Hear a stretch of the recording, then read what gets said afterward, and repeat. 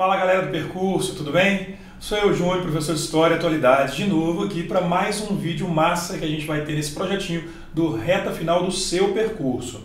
Espero que você esteja gostando, pode sugerir para a gente outras coisas e hoje a gente vai continuar a falar um pouquinho sobre a redação. Na verdade, nessa transdisciplinaridade que a gente propõe, é a redação, é a humanas, é a linguagem, por isso não sou eu sozinho, eu vou trazer de novo aqui a Bela. Vem cá, Bela. Oi, Júnior, tudo bem? E aí, gente, tudo bem? Show demais, a tela fica mais bonita agora, né, gente? Até parece. Pois é, e aqui, olha, a gente já discutiu um tema, não sei se vocês deram uma olhada lá, a gente falou um pouquinho, né, sobre um tema que a gente poderia ver na prova, sobre o envelhecimento da população brasileira, né? A Bela já deu excelentes dicas. Mas hoje a gente vai tocar num outro assunto que a gente estava aqui nos bastidores conversando, eu acho que é bem transdisciplinar mesmo, eu acho que ele é bem útil, né, para a prova de humanas, para a prova de redação. De que a gente vai falar então, Bela? Sem dúvida alguma, Ju, no contexto sociopolítico, eu acho que nada mais certo do que apostar no tema de respeito aos símbolos nacionais. E esse foi no contexto sociopolítico que a gente tem que lembrar de uma situação. Nós tivemos uma mudança de governo, tivemos uma mudança de Ministério da Educação, uma mudança de direção do INEP. A gente não sabe até que ponto isso vai significar uma mudança na prova em si, né? Mas por que não dar uma avaliada em temas que de repente podem ser interessantes para esse governo que está aí, né? Sim, sem dúvida. E pensando também na necessidade que a gente encontra hoje em dia, né? Depois de tantos episódios aí, a destruição do Museu da Língua Portuguesa, né? A própria destruição do Museu Nacional, o incêndio do Museu Nacional. Então são ideias que estão aí bem discutidas na mídia, né? Inclusive pelo próprio governo. E a gente pode pensar como que o governo poderia se posicionar quanto a isso, né, Ju? E tem um detalhe especificamente ligado a essa palavra, respeito, né? Que isso é independentemente de bandeira política, né? A gente pode ter a nossa chateação com as coisas sociais, políticas e econômicas do país, mas o respeito aos símbolos nacionais, ele permeia muito essa discussão do que somos, da nossa identidade, faz a gente pensar na questão patrimonial, que é um tema tão importante, né, nas provas de linguagem e humanas. Então, não só porque é uma coisa que o governo pode querer que falemos, mas é uma coisa dessa nossa própria identidade mesmo. Então, vamos pensar nesse respeito aos símbolos nacionais. Que aí, puxando para o meu lado, de professor de história, tem toda uma datação para a gente começar a pensar nisso, porque não caiu de paraquedas isso, não, né? É verdade. Então, é a construção dos símbolos nacionais, a simbologia de toda a nação, ela é construída, né? Ela vem com o tempo, não necessariamente construída de forjada, mas necessariamente construída de algo que vem se construindo mesmo ao longo do tempo. Interessante ter falado isso, porque assim, muita gente às vezes acha que essa criação ela é mesmo forjada e nesse sentido ela é maléfica, né? Aí tem gente que não gosta de falar de nacionalismo porque veio uma coisa meio do mal.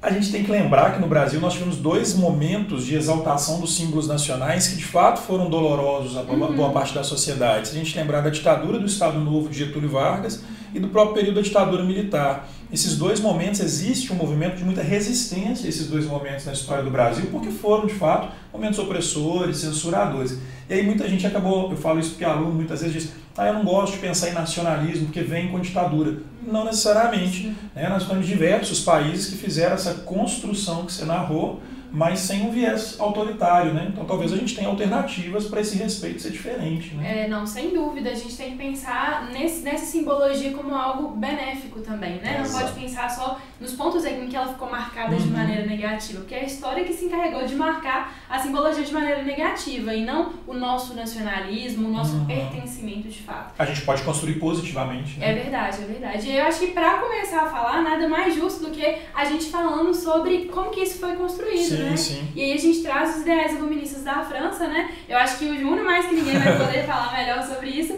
mas que data aí do século XVIII, XIX, né, Júnior? A gente tem um contexto que, se vocês puxarem pela memória das discussões de história, o iluminismo, quando vem no século XVIII e avança no século XIX na França, mas também na Europa de uma maneira geral, ele vem refutar, questionar os ideais absolutistas e monárquicos excessivamente centralizadores que existem. Então você tem um contexto de rejeição a essa ideia de Estado que existia antes, que era muito, inclusive, personalizada na figura do rei, dos privilégios de classe. Então pensar o país era pensar muito um grupo específico que era a nobreza.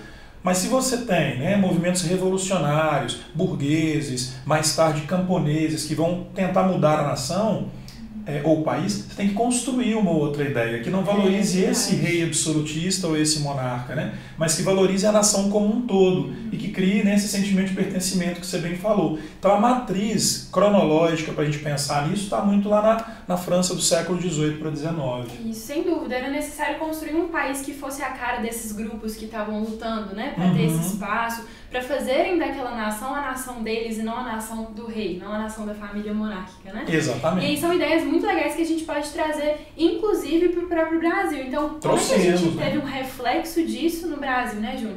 E aí é legal a gente pensar na própria bandeira, né? A bandeira aí que está muito relacionada também com o momento do romantismo no Brasil, dessa também necessidade de valorização dos símbolos nacionais, pensando num Brasil aí, né, que estava se libertando de Portugal. Recentemente independente, quer dizer, o momento mais propício para a gente pensar, né, na construção da nação. Sem né? dúvida, e a gente vê muito na história, tanto que a própria Revolução Francesa, ela ecoou no mundo ocidental como um todo, né, e como que isso chegou aqui no Brasil pra gente. Agora é interessante vocês lembrarem, pensando em provas de humanas, também acho que como argumento na redação, como o nosso processo de independência ele foi muito elitizado, muito limitado, por exemplo, à figura do Dom Pedro I e às elites agrárias que compuseram esse movimento lá em setembro de 1822, né? A construção da bandeira, essa é a bandeira imperial, a nossa primeira bandeira do Brasil independente, ela inclusive é carregada muito ainda dessa herança personalista, né? O verde e o amarelo, por exemplo, que muitas vezes a gente interpreta como o ouro, as matas, né? Na verdade são as cores da família imperial que representavam justamente Dom Pedro I no poder, Dom Pedro e a monarquia simbolizados justamente também na coroa, no brasão identitário dessa família. E um detalhe que algumas pessoas não sabem, tem mais a ver com a nossa economia, né? Os ramos de café que foram agregados depois, né, logo depois, mas que passam a fazer também um pouco dessa, né, dessa ideia de Brasil, né? Um Brasil que tem muito a ver com a sua tradição agrícola, que a gente até depois vai tocar um pouquinho também, né? Essa outra bandeira, moçada, já é uma bandeira da República. Ela vai ser então, ela nasce, né, na pós-proclamação da República, 4 dias depois, a proclamação no dia 15, né, a gente tem no dia 19 essa bandeira forjada. Tentaram outra, né, porque os civis de São Paulo tentaram imitar o modelo americano, e aí a gente ia ter uma bandeira. Pois é, essa é uma bandeira verde, amarela, azul e branca, igual a dos Estados Unidos. Não ia funcionar, né, gente? Ah, pois é. Aí os militares positivistas que ajudaram na proclamação fazem essa bandeira para substituir aquela. Percebam que as cores da família imperial foram mantidas, mas aí ganharam essa caracterização do verde das matas, do amarelo do ouro. E aí vem os símbolos do positivismo, do céu brasileiro, e a frase ordem e progresso, que é resumo do lema de Augusto Conte aí, né? Então é toda uma construção simbólica mesmo, né? Sem dúvida, Ju. E aí só para você me lembrar uma coisa, na verdade. Aqui a gente tem o símbolo do Império como central, e aqui um símbolo que foi forçado, entre aspas, né? Então os militares brigaram, então os militares tiveram esse foco aí. Então, nos dois a gente pode falar que houve uma centralidade da elite para a formação desses símbolos? Dá, com tons diferentes, mas dá, porque aqui a gente tem as elites agrárias encabeçadas pelo Dom Pedro I na época da proclamação da independência.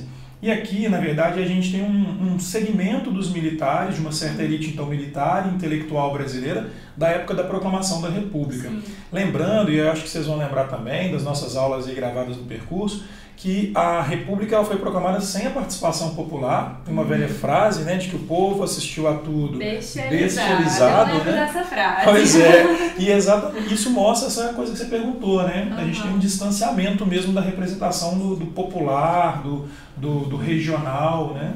Agora, eu ouvi falar que tem uma história bonita que, na verdade, traz um pouco desse popular que muitas vezes a gente não lembra ou não sabe, que é a história do hino nacional, né, Ju? Me conta melhor essa história aí. Na verdade, o hino brasileiro ele nasce durante o período regencial. Em 1831, Dom Pedro I renuncia, abre-se o período regencial, e como havia ali uma tentativa de afirmar a identidade brasileira, porque o Dom Pedro era português. O romantismo volta aí, né? Fortíssimo. Essa é uma época em que as nossas produções românticas estão bombando, inclusive, numa fase caracteristicamente nacionalista. Claro, né? claro. Então, quer dizer, a gente tem a elite intelectual e pensante política no Brasil criando a melodia, né, do hino nacional, e que cai no gosto popular. Então, a música ela fica tocada em 1831, 40, 50, 60. Na ocasião da proclamação da República, ali em 1889, alguns estudaram a possibilidade de descartar esse hino, para fazer justamente um símbolo agora que fosse da República, né? Só que aí, né, alguns movimentos populares sabedores disso e contentes com a melodia, dizem, não, a melodia tem que continuar. E aí o governo republicano promove um concurso para que seja feita uma letra que se encaixe na melodia. Então, Bela, não sei se você concorda, assim, fica o hino nacional diferente da bandeira, ele fica como uma vitória popular, né? Sim. Talvez a nossa única vitória verdadeiramente popular na ocasião da proclamação da República, né? É muito legal. E aí pensando inclusive na redação, né? A gente tem a aula aí, depois vocês assistam no percurso educacional, mas só dando uma pinceladinha aqui, a gente pode pensar inclusive numa estratégia de contraposição. Então, existe sim esse discurso de que nossos símbolos foram criados e por isso não precisam ser respeitados, né? Toda a ideia deles estarem relacionados muito com a ditadura. Mas, por um outro lado, se a gente for pensar em pontos, né, em pontos específicos como o próprio hino nacional, a gente consegue ver que, sem dúvida também, a população ela teve essa participação e por isso é tão necessário que a gente reconheça a nossa história e valorize a nossa história, principalmente a partir dos símbolos. Exatamente. Né? Tem uma situação que complica um pouquinho, né, para alguns ainda aceitarem esse argumento que a Bela colocou, que é muito bacana, que é a própria figura do Tiradentes, né? Que é uma figura de herói nacional, construída também nessa época da proclamação, uma figura admirável pelos militares no Brasil de uma forma geral. Em Minas, inclusive, o Tiradentes é o patrono da Polícia Militar, né, mineira. Mas, ao mesmo tempo, as pesquisas historiográficas já mostraram como isso foi construído. O Tiradentes seria o que hoje muita gente chama de um fake, mas não foi bem assim. Porque tem elementos ali, né, identitários de uma defesa de um Brasil ou de uma Minas Gerais republicana. Então a gente não pode pegar esse herói e simplesmente, né, jogá-lo no lixo, porque tem alguma coisa de identitária, mínima que seja, ao povo. Ou seja, tem essa ideia do contraponto que você colocou, acho que ela vale, né? Até porque se a gente for ignorar, a gente acaba até com feriado, né? E a gente quer o feriado. Por favor, gente, não faz isso não. Não acaba com Tiradentes não, tá, gente? Porque ele é importante. Se vocês quiserem pensar, a gente pode até render um papo em outra aula aqui, a gente pode pensar em outros heróis, consequentemente em outros feriados. Acho uma ótima ideia, hein? Boa essa, bacana, né? Bacana. Pois é, mas enquanto a gente não tem feriado, a gente tem muita ralação. A gente fica aguardando aí outras participações de vocês. Tem mais aulas da Bela, né? Sim, sem dúvida. Essas aulas elas estão todas disponíveis no próprio percurso, então só ir lá e procurar pelo nome e o tema da aula que vocês encontram a gente conversando um pouco mais. São aulas bem legais, eu garanto que vocês vão gostar, tá bom? E vai ter mais um tema, só que eu não vou falar qual é, vocês vão ter que ficar ligados, porque a gente está de olho na sua aprovação na reta final do seu percurso. Um abraço, galera. Beijo, gente.